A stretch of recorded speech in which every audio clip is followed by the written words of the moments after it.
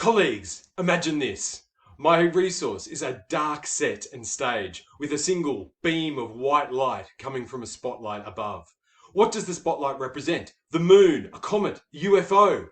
My Year 4 students, building on previous improvisation work, will use the darkling set to play the theatre sports game Space Jump. In teams, students will improvise different short collaborative responses to the set and the light beam. The starting actor will commence the session with the prompt, "You are a space traveller. What do you see, hear and feel?"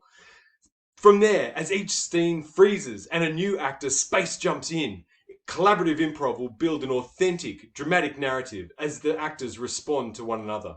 The goal is to surpass the achievement standards of CD, ACA, DRM 031, especially helping the students to use empathy in their own improvisation.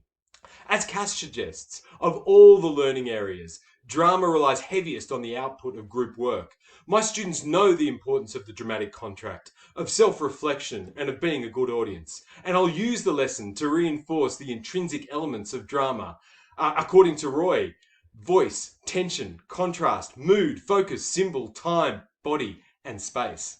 As Bird notes, in drama, as an embodied art form, space can be manipulated to generate meaning. The wordplay inherent in the lesson, a theme of space, and the space jump game, should generate divergent thinking and inspire creativity. Using a simple, blank stage removes distractions and barriers to expression and homes in on student imagination. It helps the audience too to suspend disbelief and focus on the stage. It also cuts physical mobility barriers. Improv games are a form of process drama, which Bird suggests allows students to step outside themselves in a protected way. All students can be included in responding to their teammates, regardless of perceived ability or self-efficacy. For example, through mime, or from speaking off stage, or through controlling the spotlight.